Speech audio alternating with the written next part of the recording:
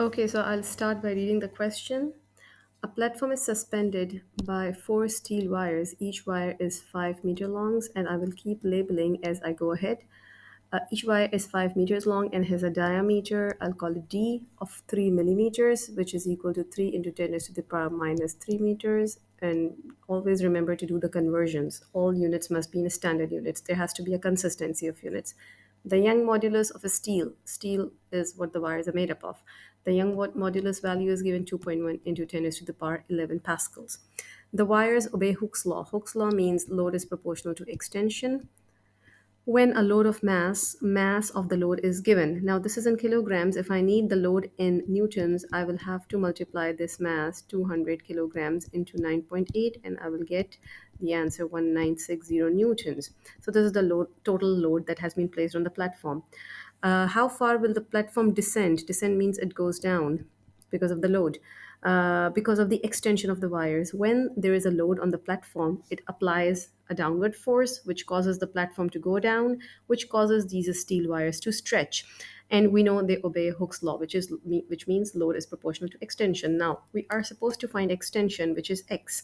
So let's find out how and what we are going to use it, and what we are going to use and how we are going to solve it.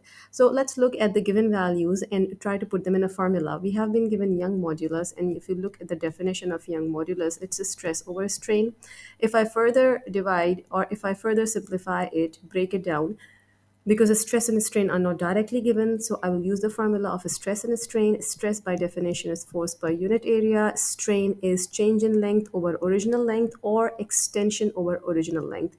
I will just simplify the formula a bit, and this is what I end up with: load over extension into length over area. Now, x is what we need to find. So we make it a subject, rearrange the equation, and this is what we get. Force or load into original length, and then Young's modulus into cross-sectional area. Now, cross-sectional area is not directly given in the question. If this is one wire, its cross-sectional area will be this area. The diameter is given. We can find cross-sectional area using the diameter or the radius by the formula pi r square, or if it's the diameter, then pi d square by 4. Now let's substitute everything, calculate the values, individual values, and now we have. Now one more thing here: the load over here, which we calculated in newtons, was 1960 newtons. Now this is the total load applied. We can clearly see that this total load is being supported by four wires together, which means that the load or the force will be equally divided between the four wires.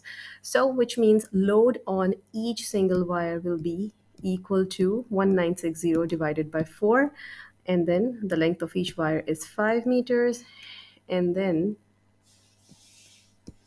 divided by the Young modulus is 2.1 into 10 raised to the power 11.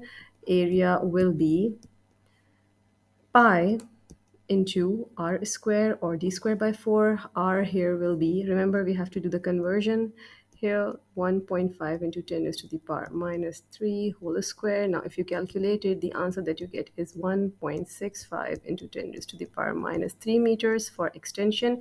You can round it off to 1.7 into 10 raised to the power minus 3 meters, which is option C, and that is the correct answer.